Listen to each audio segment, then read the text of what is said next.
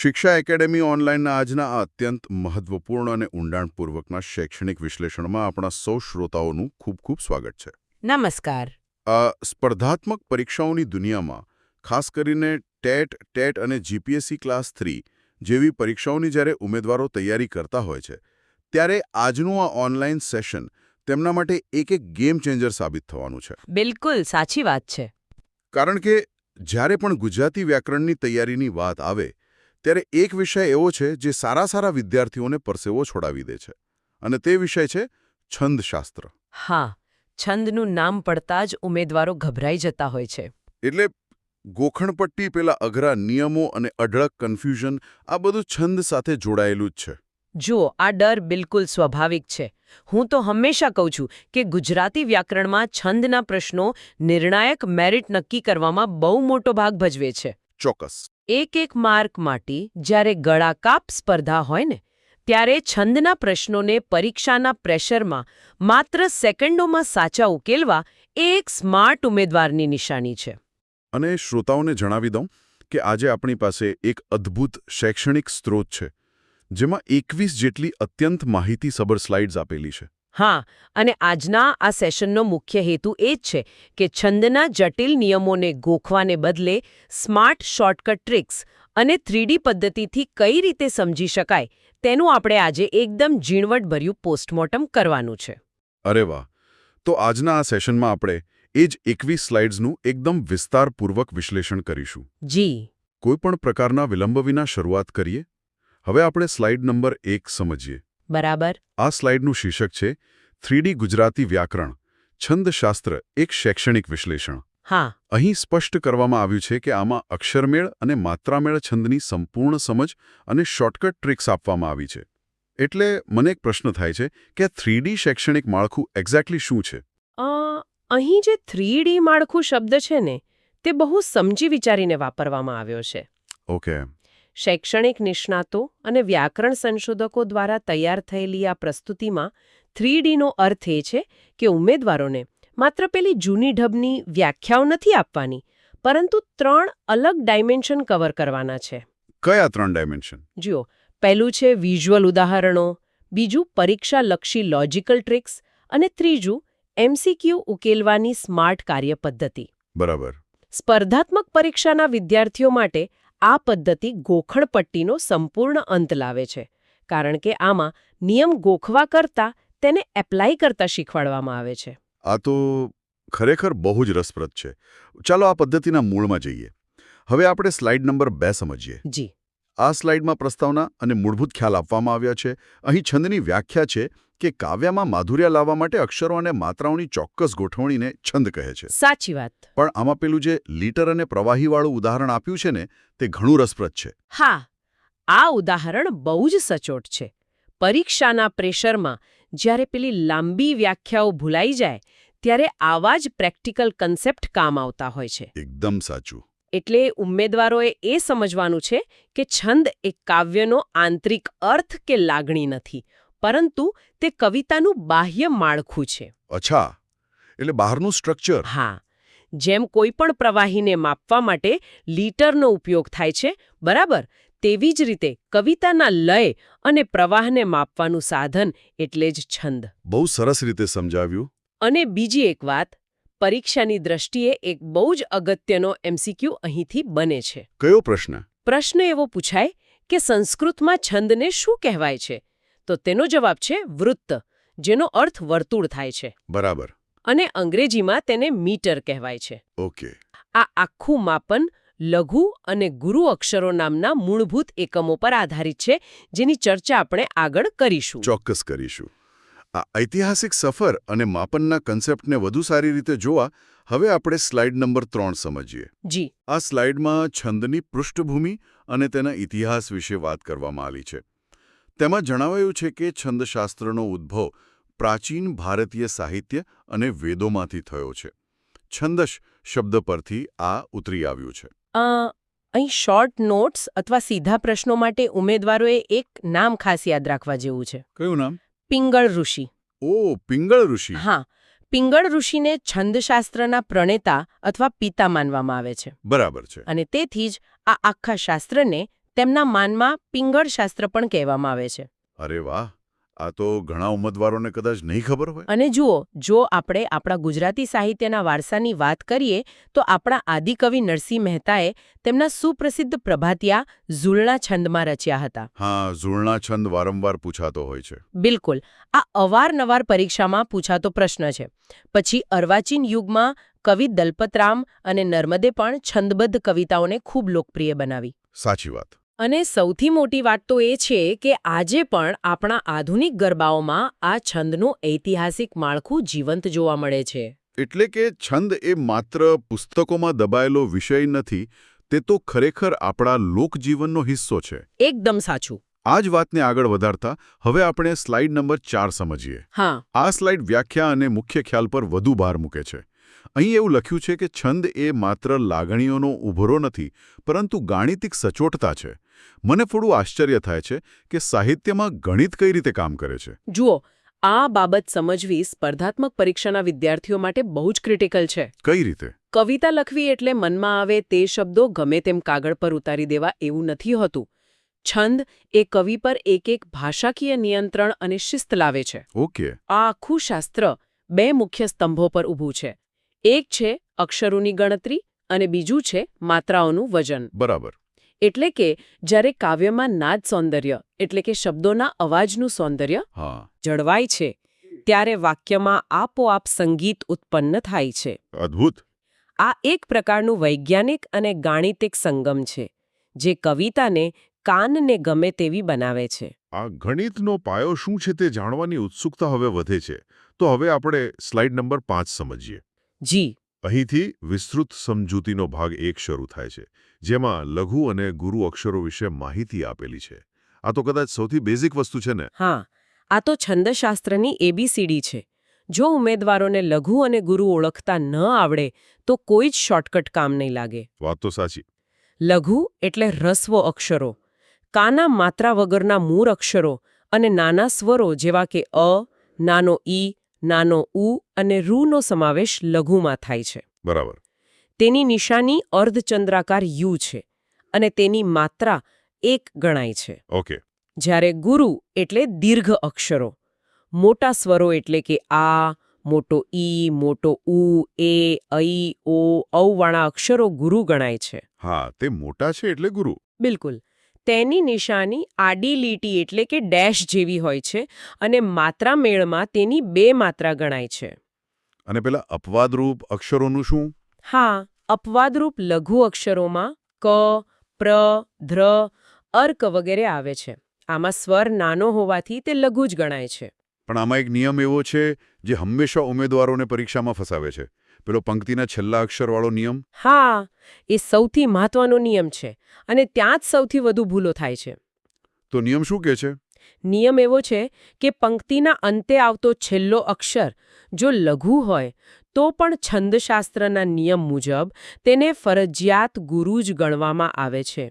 અચ્છા, ભલે તે નાનો ઈ હોય કે નાનો ઉ હોય? હા, પંક્તિનો સાવ છેલ્લો અક્ષર હોય એટલે તેને 2 માત્રાવાળો ગુરુ જ માની લેવાનો. ઉતાવળમાં ઉમેદવારોના માર્ક્સ ત્યાં જ કપાતા હોય છે. એટલે આ નિયમ મગજમાં પ્રિન્ટ કરી લેવો પડે. આ બહુ મોટું પોઈન્ટ છે. શ્રોતાઓ માટે આ નોંધવા જેવું છે. હવે ઉચ્ચારણ પર આધારિત નિયમો જોવા માટે હવે આપણે સ્લાઇડ નંબર 6 સમજીએ. જી. આ સ્લાઇડના વિસ્તૃત સમજૂતી ભાગ 2 છે, જે અનુસ્વાર અને વિસર્ગના નિયમો સમજાવે છે. અનુસ્વાર એટલે કે અક્ષર પર જે ટપકું આવે છે તે. આમાં તીવ્ર અને મંદ વચ્ચેનો ભેદ કેવી રીતે પારખવો? આ બાબત સંપૂર્ણપણે ફોનેટિક્સ એટલે કે ઉચ્ચારણ પર આધારિત છે. કઈ રીતે? શૈક્ષણિક ટ્રીક તરીકે ઉમેદવારોએ પરીક્ષા ખંડમાં ધીમેથી એ શબ્દને મોટેથી બોલી જોવો જોઈએ. ઓકે, બોલીને ચેક કરવાનો. હા, જો અક્ષર પરનો અનુસ્વાર તીવ્ર હોય એટલે કે બોલતી વખતે ગળામાં કે નાકમાં કંપન કે ભાર અનુભવાય, જેમ કે આપણે બોલીએ ગંગા, ચંદન. ગંગા, ચંદન. હા, ભાર લાગે છે. બરાબર. તો ત્યાં વજન પડે છે એટલે તે લઘુ અક્ષર ગુરુ બની જાય છે. પરંતુ જો અનુસ્વાર મંદ હોય, ઉચ્ચાર એકદમ હળવો હોય, દાખલા તરીકે જેમ કે કુંવારું, ખાવું. ખાવું. હા, આમાં ભાર નથી લાગતો. તો આમાં કોઈ ભાર નથી લાગતો, તેથી તે લઘુ અક્ષર લઘુ જ રહે છે, તેને ગુરુ નથી બનાવવાનો. સમજાઈ ગયું. અને પેલા 2 ટપકા એટલે કે વિસર્ગનું શું? વિસર્ગનો પણ આવો જ લોજિકલ નિયમ છે. જો વિસર્ગનું ઉચ્ચારણ સ્પષ્ટ રીતે હ થતું હોય, જેમ કે અંતઃકરણ. હા, દાખલા તરીકે અંતઃકરણ, તો બોલતી વખતે આગળના અક્ષર પર પ્રેશર આવે છે. તેથી તેની આગળનો અક્ષર આપોઆપ ગુરુ બની જાય છે. બરાબર. પણ જો દુઃખ જેવા શબ્દમાં વિસર્ગનો ઉચ્ચાર સ્પષ્ટ ન થતો હોય અને ભાર ન પડતો હોય, તો આગળનો અક્ષર લઘુ જ રહે છે. એટલે કે મોટેથી બોલીને ગળામાં પડતો ભાર ચેક કરવાની ટ્રીક અહીં બહુ કામ લાગશે. આ ભારવાળી વાત પરથી હવે આપણે સ્લાઇડ નંબર 7 સમજીએ. ચોક્કસ. આ વિસ્તૃત સમજૂતીનો ભાગ 3 છે, જે જોડાક્ષરનો નિયમ સમજાવે છે. મેં સાંભળ્યું છે કે જોડાક્ષરમાં આગળનો અક્ષર બદલાઈ જાય છે. તો આવું શા માટે થાય છે? તેની પાછળનું વિજ્ઞાન શું છે? આને આપણે ભૌતિક વિજ્ઞાનના થડકાના સિદ્ધાંત તરીકે સમજી શકીએ. થડકાનો સિદ્ધાંત? હા, જ્યારે 2 અક્ષરો જોડાઈને જોડાક્ષર બને છે, ત્યારે તેમાં એક ધક્કો છુપાયેલો હોય છે. નિયમ એવો છે કે જોડાક્ષર બોલતી વખતે તેની આગળના લઘુ અક્ષર પર થડકો લાગે છે. ઓકે, કોઈ ઉદાહરણથી સમજાવી શકાય? ઉદાહરણ તરીકે સત્ય શબ્દ. આમાં ત્ય એ જોડાક્ષર છે, પણ બોલો જોઈએ, ભાર ક્યાં આવે છે? સત્ય. ભાર સ પર આવે છે. એકદમ સાચું.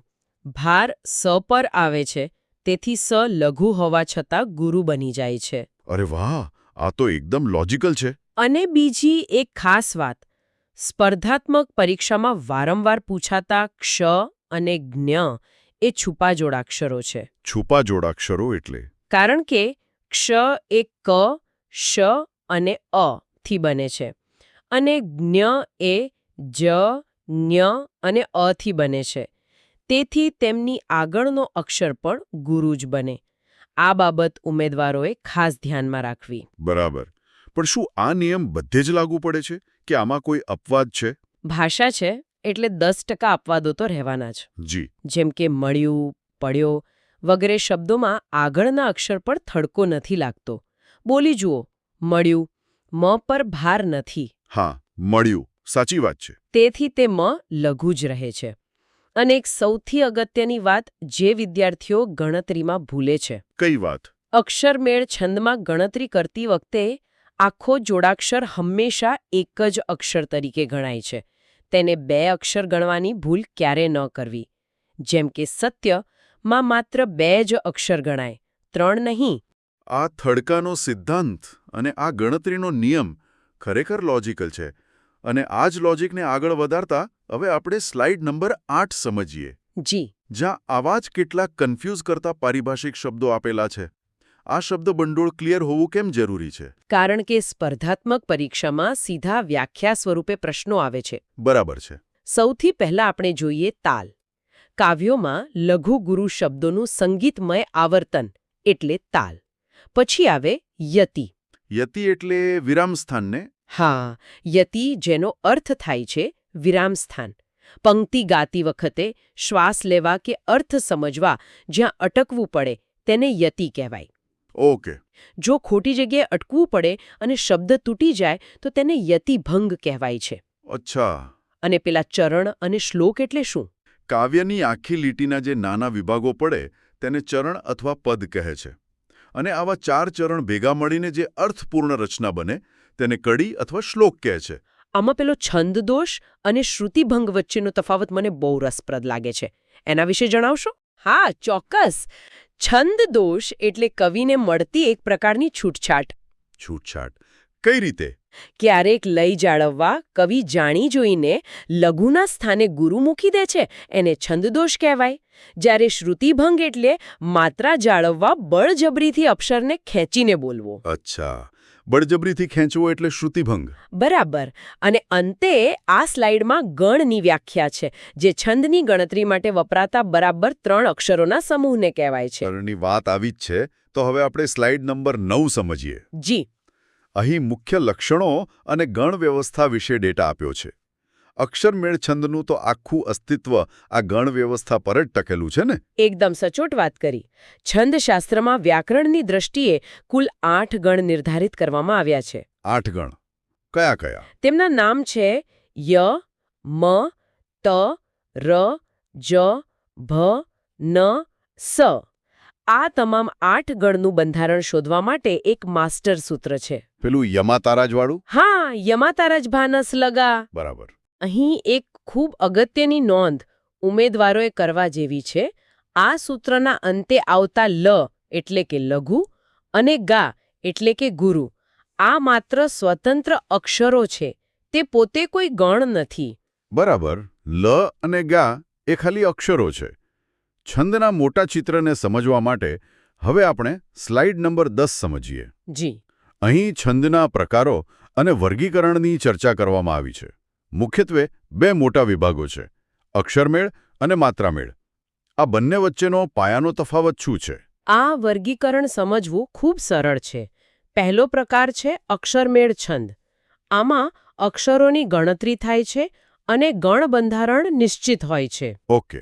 તેની લાક્ષણિકતા એ છે કે તેમાં લઘુ ગુરુ અક્ષરનું સ્થાન સંપૂર્ણપણે પહેલેથી જ નક્કી હોય છે. શિખરીણી, મંદાક્રાંતા, પૃથ્વી વગેરે તેના ઉદાહરણો છે. અને માત્રામેળ? બીજો પ્રકાર છે માત્રામેળ છંદ. આમાં અક્ષરોની ગણતરી નથી થતી, પરંતુ અક્ષરોના વજન એટલે કે માત્રાઓની ગણતરી થાય છે. એટલે વજન ગણવાનો. હા, આમાં કોઈ ગણસૂત્રનો ઉપયોગ થતો નથી, માત્ર માત્રાનો કુલ સરવાળો જ જોવાય છે. ચોપાઈ, દોહરો, હરિગીત જેવા છંદ આમાં આવે છે. આરખવા માટે પેલું માસ્ટર સૂત્ર બહુ કામ લાગે. તો હવે આપણે સ્લાઇડ નંબર 11 સમજીએ. ચોક્કસ. અહીં યમાતારાજ બાંસલગાની ડાયાગ્રામ સાથે સમજૂતી આપવામાં આવી છે. ગોખણપટ્ટીથી બચવા આ સૂત્ર ટેબલ બનાવવામાં કઈ રીતે કામ કરે છે? ધારો કે મારે કોઈ રેન્ડમ ગણ શોધવો છે. દાખલા તરીકે મારે ત ગણ શોધવો છે. તો હું શું કરું? આ બહુ સરસ પ્રેક્ટિકલ પ્રશ્ન છે અને ઉમેદવારોએ આ ખાસ શીખવું જોઈએ. જો ત ગણ શોધવો હોય તો પહેલા સૂત્રમાં ત ક્યાં છે તે જુઓ. ઓકે, યમાતા ત્રીજા નંબરે ત છે. હા, ત્યાંથી શરૂ કરીને સળંગ 3 અક્ષર લેવાના, એટલે કે તાર, રા, જ. બરાબર. તા, રા, જ. હવે આ ત્રણેયની નિશાનીઓ જુઓ. તા એટલે ગુરુ, રા એટલે પણ ગુરુ, અને જ એટલે લઘુ. તો ત ગણનું બંધારણ બની ગયું ને? ગુરુ, ગુરુ, લઘુ. એટલે કે 2 ડેશ અને 1 યુ. અરે વાહ, આ તો બહુ સહેલું છે. એવી જ રીતે જો ભ ગણ શોધવો હોય તો ભા, ન, સ લેવાય. એટલે કે ભા ગુરુ, ન લઘુ, સ લઘુ. બરાબર. એટલે કે ડેશ, યુ, યુ. ઉમેદવારો પરીક્ષામાં રફ કામની જગ્યામાં આ સૂત્ર લખીને તરત જ આખું ટેબલ જાતે જ બનાવી શકે છે. જેથી ભૂલ પડવાની કોઈ જ શક્યતા રહેતી નથી. બિલકુલ નહીં. વાહ, આ તો જાતે જ ટેબલ જનરેટ કરવાની સ્માર્ટ રીત થઈ ગઈ. અને આ સ્માર્ટ રીત પરથી હવે આપણે સ્લાઇડ નંબર 12 સમજીએ. જી. આજના આ સેશનની કદાચ સૌથી પાવરફુલ સ્લાઇડ. અહીં પરીક્ષા માટે છંદ ઓળખવાની 5 સ્ટેપની 3D સ્માર્ટ કાર્યપદ્ધતિ આપવામાં આવી છે. ધારો કે પરીક્ષામાં કોઈ પંક્તિ આપી છે તો ઉમેદવારોએ સીધું વાંચવા નથી બેસવાનું. બિલકુલ નહીં. જો સીધા પંક્તિ વાંચીને લઘુગુરુ કરવા બેઠા તો 5 મિનિટ ત્યાં જ બગડશે. સ્માર્ટ ઉમેદવારે આ 5 સ્ટેપ્સ ફોલો કરવાના છે. કયા 5 સ્ટેપ્સ? સ્ટેપ 1. પહેલા વિકલ્પો જુઓ એટલે કે ઓપ્શન્સ જુઓ. જો વિકલ્પો અક્ષરમેળ છંદના હોય તો તરત પંક્તિના અક્ષરો ગણવાનું શરૂ કરો. માત્ર અક્ષરો ગણવાના? ઓકે. હા. પછી સ્ટેપ 2. અક્ષરો ગણીને જો તે 14, 17, 19 કે 21 થાય તો સમજી લેવું કે તે અક્ષરમેળ છંદ જ છે. બરાબર. હવે સ્ટેપ 3. અહીં સૌથી મોટો જાદુ છે. શું જાદુ છે? ધારો કે ગણતરી 17 અક્ષર થાય છે. 17 અક્ષરવાળા કુલ 4 છંદ છે. તો કન્ફ્યુઝન દૂર કરવા આખી પંક્તિનું બંધારણ ચેક કરવાની જરાય જરૂર નથી. તો શું કરવાનું? માત્ર પહેલા 3 અક્ષર ચેક કરો. જો 17 અક્ષરમાં પહેલા 3 અક્ષર ગુરુ હોય તો આંખ બંધ કરીને મંદાક્રાંતા ટીક કરી દો. અરે વાહ! અને જો પહેલા 3 અક્ષરમાં લઘુ, ગુરુ, ગુરુ હોય એટલે કે ય ગણ હોય તો તે શિખરણી જ હોય. આ તો ગજબ ટ્રીક કહેવાય. હા. હવે સ્ટેપ 4. જો વિકલ્પો માત્રામેળના હોય તો અક્ષરો ગણવાને બદલે સીધી માત્રા ગણવાનું શરૂ કરો. બરાબર. અને છેલ્લે સ્ટેપ 5. ગણતરી કરતી વખતે જોડાક્ષર અને અનુસ્વારના પહેલા થડકાવાળા નિયમો યાદ રાખો. ટૂંકમાં કહું તો શરૂઆતના 3 થી 5 અક્ષરો જ તમારો જવાબ આપી દેશે. આખી પંક્તિ ક્યારે સોલ્વ નથી કરવાની હોતી. આ તો ખરેખર સમય બચાવનારી ગેમ ચેન્જર ટ્રીક છે. હવે આ 17 અક્ષરવાળા કન્ફ્યુઝનને પ્રેક્ટિકલી સમજવા હવે આપણે સ્લાઇડ નંબર 13 સમજીએ. જી શોર્ટકટ વાક્યો પણ છે. આ શોર્ટકટ વાક્યો કઈ રીતે કામ કરે છે? જુઓ, આ વાક્યો ગણબંધારણ યાદ રાખવા માટેની વિઝ્યુઅલ ટ્રીક છે. ઓકે. મંદાક્રાંતા છંદનું ઉદાહરણ છે રે પંખીડા સુખથી ચણજો. બરાબર. આમાં શરૂઆતના 3 અક્ષર જુઓ. રે પંખી ત્રણે ગુરુ છે એટલે કે મ ગણ છે. હા. આને યાદ રાખવાની ટ્રીક છે મનન મંદ છે પણ ગાવામાં સારો છે, જેના પરથી મભન્નત તગાગા બંધારણ યાદ રહે છે. અરે વાહ. અને શિખરણી માટે? શિખરણીનું ઉદાહરણ છે અસત્યો માહેથી પ્રભુ પરમ સત્યે. આમાં અસત્યો ત્યોમાં ત્ય જોડાક્ષર હોવાથી આગળનો સ ગુરુ બને છે, એટલે લઘુ ગુરુ ગુરુ આ ય ગણ બને છે. બરાબર. આની ટ્રીક છે યમન સંભાળીને શિખર ચડજે, એટલે કે યમન સભ લગા. બહુ જ રસપ્રદ. પૃથ્વી છંદ માટે શું ટ્રીક છે? પૃથ્વી છંદમાં ઉદાહરણ આવે છે ભમો ભરત ખંડમાં. એની ટ્રીક છે જેમ જેમ મોટો થયો તેમ પૃથ્વી ગોળ લાગી, એટલે કે જસ જસ યલગા. ઓકે. અને છેલ્લો 17 અક્ષરવાળો હરિણી છંદ? હરિણી છંદ માટે રમૂજી ટ્રીક છે નસો સળગતા હરણ મરી વેયું. નસ મરસલગા. હા, બિલકુલ, નસ મરસલગા. આ રમૂજી વાક્યો પરીક્ષાના તણાવમાં તરત જ ગણ યાદ અપાવી દે છે. આ રમૂજી વાક્યો તો મગજમાં કાયમ માટે પ્રિન્ટ થઈ જશે એવું લાગે છે. લાંબા છંદોના કેસ સ્ટડી માટે હવે આપણે સ્લાઇડ નંબર 14 સમજીએ. જી. અહીં 19 અને 21 અક્ષરના મોટા અક્ષરમેળ છંદો લેવામાં આવ્યા છે. આટલા લાંબા છંદો ઓળખવાની કોઈ ખાસ ટ્રીક ખરી? જુઓ, મોટા વાક્યો અને વર્ણનાત્મક કવિતાઓમાં આ છંદો વપરાય છે. 19 અક્ષરનો છંદ છે શાર્દુલ વિક્રીડિત. નામ જ બહુ મોટું છે. હા, આમાં યતિ 7 અને 12માં અક્ષરે આવે છે. આને યાદ રાખવાની રસપ્રદ ટ્રીક છે નાના બાળકની ક્રીડા માસી જશે. તો તું ગાઈશ? ઓકે, એટલે કે મ સ જ સ ત ત ગા. એકદમ સાચું. આનું પ્રખ્યાત ઉદાહરણ છે ઉગે છે સુરખી ભરી રવિ મૃદુ. બરાબર. અને બીજો મોટો છંદ છે સ્ત્રુગધરા, જેમાં 21 અક્ષર હોય છે. આ સૌથી પ્રવાહિત છંદ મનાય છે. તેની ટ્રીક છે પાણીની ધારા જોઈને મોર ભાન ભૂલીને ય નાચે છે. એટલે કે મ ર ભ ન ય. હા.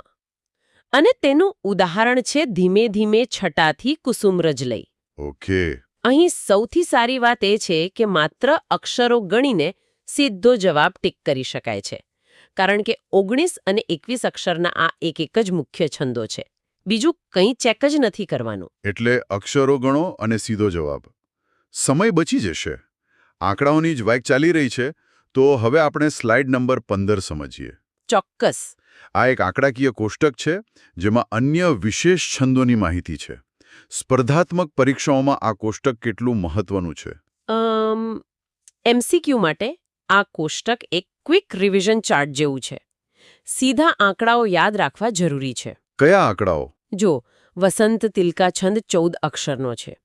પછી 11 અક્ષરના 3 બહુ કન્ફ્યુઝિંગ છંદ છે ઇન્દ્રવજ્રા, ઉપેન્દ્રવજ્રા અને ઉપજાતિ. આ ત્રણેયમાં 11 અક્ષર હોય છે, તો ભેદ કેવી રીતે ખબર પડે? આમાં ભેદ એ છે કે ઇન્દ્રવજ્રામાં પંક્તિનો પહેલો અક્ષર હંમેશા ગુરુ હોય છે, જ્યારે ઉપેન્દ્રવજ્રામાં પહેલો અક્ષર હંમેશા લઘુ હોય છે. ઓકે. અને ઉપજાતિ? ઉપજાતિ એ આ બંનેનું મિશ્રણ છે, એટલે કે એક પંક્તિ ઇન્દ્રવજ્રાની હોય અને બીજી ઉપેન્દ્રવજ્રાની હોય. સમજાઈ ગયું. પછી આવે છે તોટક છંદ, જે 12 અક્ષરનો છે, જેમાં સ ગણનું 4 વાર સતત પુનરાવર્તન થાય છે. એટલે સ. હા. પછી મનહર છંદ, જે અક્ષરમેળ હોવા છતાં થોડો અલગ છે. તેમાં 31 અક્ષર હોય છે. બરાબર છે. અને છેલ્લે સંસ્કૃત સાહિત્યનો અત્યંત જાણીતો છંદ અનુષ્ટુપ, જેમાં 32 અક્ષર હોય છે. શ્રોતાઓ માટે આ આંકડાઓ નોંધી લેવા બહુ જ જરૂરી છે. આ આંકડાઓ ખરેખર બહુ જ કામના છે. પણ ક્યારેક વિચાર આવે કે ભાષામાં આટલા કડક નિયમો શું કામ બનાવ્યા હશે? આ જાણવા માટે હવે આપણે સ્લાઇડ નંબર 16 સમજીએ. જી. અહીં છંદના ફાયદા અને તેના સાહિત્યિક મહત્વની ચર્ચા છે. તો ખરેખર છંદના ફાયદા શું છે? જુઓ, આ નિયમોના ખૂબ મોટા અને વૈજ્ઞાનિક ફાયદા છે. સૌથી મોટો ફાયદો સ્મરણ શક્તિમાં વધારો છે. સ્મરણ શક્તિમાં કેવી રીતે? છંદબદ્ધ કવિતાઓ તાલબદ્ધ હોવાથી મગજમાં લાંબા સમય સુધી કંઠસ્થ રહી શકે છે. તમે જોયું હશે કે ભજનો કે શ્લોક આપણને જલ્દી યાદ રહી જાય છે. હા, એ વાત તો એકદમ સાચી. બીજું એ કે તે કવિને શબ્દોની પસંદગીમાં કડક શિસ્ત પાળવા મજબૂર કરે છે. યોગ્ય અક્ષર જ વાપરવો પડે, જેથી ભાષા શુદ્ધ રહે છે. ઓકે. અને નિયમિત યતિ અને તાલના કારણે સાચો અર્થ સમજવામાં પણ બહુ સરળતા રહે છે. પણ જ્યાં ફાયદા હોય ત્યાં ગેરફાયદા પણ હોવાના જ. બિલકુલ. અને એટલે જ હવે આપણે સ્લાઇડ નંબર 17 સમજીએ. અહીં ગેરફાયદા અને પડકારોની વાત કરવામાં આવી છે.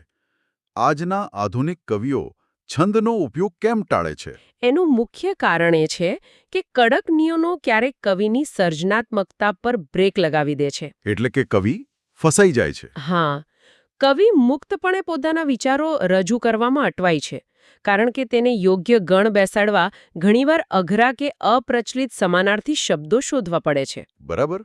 આ જટિલતાથી કંટાળીને જ આજે આધુનિક સમયમાં કવિઓ છંદમુક્ત એટલે કે અછાંદસ કવિતાઓ વધુ લખે છે, જેમાં કોઈ નિયમ નથી હોતા. સાચી વાત છે. વળી સામાન્ય જનતા માટે પણ અત્યંત શાસ્ત્રીય છંદો સમજવા કઠિન બની જાય છે. એ પણ એક મોટો પડકાર છે. આધુનિક સાહિત્યમાં અછાંદસ કવિતાઓ કેમ લોકપ્રિય થઈ રહી છે તેનું આ એકદમ સચોટ કારણ આપણે સમજી શકીએ. પરીક્ષાના પરિપ્રેક્ષ્યમાં પાછા ફરવા હવે આપણે સ્લાઇડ નંબર 18 સમજીએ. જી. અહીં અક્ષરમેળ વિરુદ્ધ માત્રામેળનો ભેદ પરીક્ષામાં કઈ રીતે અસર કરે છે તે દર્શાવ્યું છે. હા. પરીક્ષામાં ઝડપની દૃષ્ટિએ આ ભેદ સમજવો બહુ જરૂરી છે. આપણે અગાઉ જોયું તેમ અક્ષરમેળમાં 8 ગણનું અત્યંત સખત પાલન થાય છે. બરાબર. તેથી તેમાં માત્ર શરૂઆતના 3 અક્ષર ચેક કરવાથી છંદ ઓળખાઈ જાય છે, જે ઘણો બધો સમય બચાવે છે. પેલી આપણી ટ્રીક. હા, પેલી ટ્રીક. પરંતુ માત્રામેળમાં ગણ વ્યવસ્થા લાગુ પડતી નથી. ત્યાં માત્ર કુલ માત્રાનો સરવાળો જોવાય છે. એટલે માત્રામેળમાં શોર્ટકટ કામ નથી લાગતું. ના, શોર્ટકટ કામ નથી લાગતું. ઉમેદવારોએ ધીરજપૂર્વક આખી પંક્તિની માત્રાઓ ગણવી જ પડે છે. લઘુની 1 માત્રા અને ગુરુની 2 માત્રા એમ આખી પંક્તિનો સરવાળો કરવો પડે. એટલે માત્રામેળમાં થોડી વધુ મહેનત અને ધીરજની જરૂર પડે છે. માત્રામેળની આ ગણતરી પ્રેક્ટિકલી સમજવા માટે હવે આપણે સ્લાઇડ નંબર 19 સમજીએ. ચોક્કસ. સંપૂર્ણ ધ્યાન માત્રાના સરવાળા પર હોય છે. અહીં પણ પેલો જોડાક્ષરનો નિયમ લાગુ પડે જ છે. કયો નિયમ? ઠડકાવાળો? હા, જોડાક્ષરની આગળનો લઘુ અક્ષર ગુરુ બને તો તેની 1ની જગ્યાએ 2 માત્રા ગણવી પડે. આનું સૌથી પ્રખ્યાત ઉદાહરણ છે ચોપાઈ છંદ. ચોપાઈ છંદ વિશે જણાવશો? ચોપાઈમાં 4 ચરણ હોય છે અને દરેક ચરણમાં બરાબર 15 માત્રા હોય છે. દાખલા તરીકે કાળી ધોળી રાતી ગાય. આમાં 15 માત્રા થાય? હા, ગણતરી કરો તો 15 માત્રા થાય. અને બીજી લીટી પીએ પાણી ચરવા જાય. આમાં પણ 15 માત્રા થાય. વાહ. આજે YouTube ટ્યુટોરિયલ્સ દ્વારા યુવાનો આ પ્રાચીન લયબદ્ધતા ફરીથી શીખી રહ્યા છે, જે તેની આધુનિક પ્રસ્તુતતા દર્શાવે છે. કાળી ધોળી રાતી ગાય, આ સાંભળીને તો બાળપણના કાવ્યો યાદ આવી ગયા. હા, એ જ તો છંદની મજા છે. આ સાંસ્કૃતિક જોડાણને વધુ સમજવા હવે આપણે સ્લાઇડ નંબર 20 સમજીએ. જી. આ સ્લાઇડ છંદના સામાજિક અને સાંસ્કૃતિક પ્રભાવ વિશે બહુ જ રસપ્રદ વાત કરે છે. શું છંદ એ મ્યુઝિક થેરાપી જેવું કામ કરી શકે? 100%. છંદ એ માત્ર વ્યાકરણનો શુષ્ક વિષય નથી, તે તો આપણા સાંસ્કૃતિક વારસાનો ધબકાર છે. કેવી રીતે? ચારણી સાહિત્યમાં જ્યારે છંદ ગાવામાં આવે છે ત્યારે તે શ્રોતાઓમાં એક અદ્ભુત વીર રસ જગાડે છે. સાચી વાત છે. ડાયરામાં આપણે જોઈએ જ છે. બિલકુલ. લોકસંગીત અને ભજનોમાં દોહરો, જેમાં 24 માત્રા હોય છે, અને સોરઠો, જેમાં પણ 24 માત્રા હોય છે, તેનો વ્યાપક ઉપયોગ લેવાય છે. રામાયણ અને મહાભારતની મૌખિક પરંપરા આ છંદોના લયને કારણે જ સદીઓ સુધી સચવાઈ શકી છે. અને મ્યુઝિક થેરાપી વિશે શું કહેશો? મંદિરોમાં ગવાતી આરતીઓ અને ધાર્મિક સ્તોત્રોના લયને કારણે જે માનસિક શાંતિ મળે છે તે આધુનિક સમયના મ્યુઝિક થેરાપી જેવું જ વૈજ્ઞાનિક કામ કરે છે. તે આપણા મગજના તરંગોને શાંત કરે છે. આ સરખામણી ખરેખર અદ્ભુત છે. હવે આપણે આજના સેશનની અંતિમ સ્લાઇડ એટલે કે સ્લાઇડ નંબર 21 સમજીએ. ચોક્કસ. અહીં આ શાસ્ત્ર પાછળના વિચારકો અને આધુનિક નીતિઓ વિશે વાત કરવામાં આવી છે. આ શાસ્ત્રને જીવંત રાખવામાં અનેક વિચારકોનો મોટો ફાળો છે. પિંગળ ઋષિ અને કવિ દલપતરામનું નામ તો આપણે અગાઉ જોયું. હા, સાથે જ હેમચંદ્રાચાર્ય, જેમને ગુજરાતી વ્યાકરણના પિતા કહેવામાં આવે છે, તેમણે પણ ભાષાના સચોટ નિયમો બાંધ્યા. બરાબર. અહીં મોટા માત્રામેળ છંદોના આંકડા નોંધવા જેવા છે. હરિગીત, જેમાં 28 માત્રા હોય છે, સવૈયા, જેમાં 31 કે 32 માત્રા હોય છે, અને ઝૂલડા, જેમાં 37 માત્રા હોય છે. ઓકે, આ શોર્ટ નોટ્સ માટે જરૂરી છે. હા. અને સૌથી ગર્વ લેવા જેવી બાબત એ છે કે આપણી નવી શિક્ષણ નીતિ એટલે કે NEP 2020માં માતૃભાષા અને ભારતીય જ્ઞાન પરંપરાને જે પ્રોત્સાહન અપાયું છે, તેમાં છંદનું આ ગાણિતિક શિક્ષણ એક અનિવાર્ય હિસ્સો બની રહેશે. આ એક બહુ જ હકારાત્મક બાબત છે. તો આ સાથે જ 21 સ્લાઇડ્સનું આપણું આ અત્યંત માહિતીસભર શિક્ષા એકેડમી ઓનલાઈન સેશન અહીં પૂર્ણતા તરફ આગળ વધે છે. જી. સ્પર્ધાત્મક પરીક્ષાની તૈયારી કરતા દરેક ઉમેદવારને હવે ચોક્કસ ખ્યાલ આવી ગયો હશે કે માત્ર ગોખવાને બદલે 3D ટ્રિક્સ અને નિયમો પાછળનું વિજ્ઞાન સમજવાથી આ વિષય કેટલો સરળ અને રોકડા માર્ક્સ અપાવનારો બની જાય છે. સતત પ્રેક્ટિસ અને આ સ્માર્ટ કાર્યપદ્ધતિના ઉપયોગથી ઉમેદવારો પરીક્ષામાં છંદના માર્ક્સ પૂરેપૂરા મેળવી શકશે. હા, પ્રેક્ટિસ અને લોજિક એ જ આ વિષયની માસ્ટર કી છે. સેશન પૂર્ણ કરતા પહેલા આજના સ્ત્રોત પરથી એક અત્યંત ઉત્તેજક વિચાર પર શ્રોતાઓ સાથે ચર્ચા કરવી છે. ચોક્કસ. આપણે જોયું કે છંદના આ કડક ગાણિતિક અને સંગીતમય નિયમો સદીઓથી મૌખિક ઇતિહાસ સાચવી શક્યા છે અને એક પ્રકારની મ્યુઝિક થેરાપી તરીકે પણ કામ કરી શકે છે. હા. તો શું ભવિષ્યમાં આ જ પ્રાચીન કાવ્યાત્મક અલ્ગોરિધમ્સનો ઉપયોગ આધુનિક આર્ટિફિશિયલ ઇન્ટેલિજન્સ એટલે કે AI અને કમ્પ્યુટર કોડિંગમાં કરીને મશીનોની ભાષાને વધુ માનવીય અને લયબદ્ધ બનાવી શકાય? આ ખરેખર વિચારવા જેવો પ્રશ્ન છે. હા, આ એક એવો ઊંડો વિચાર છે જેના પર ઉમેદવારો અને આપણા શ્રોતાઓએ સ્વતંત્ર રીતે મનન કરવું જોઈએ. આજના આ સેશનમાં જોડાવા બદલ સૌનો ખૂબ ખૂબ આભાર. વાંચતા રહો, નવું શીખતા રહો અને આવનારી સ્પર્ધાત્મક પરીક્ષાઓ માટે ખૂબ ખૂબ શુભેચ્છાઓ. આવજો.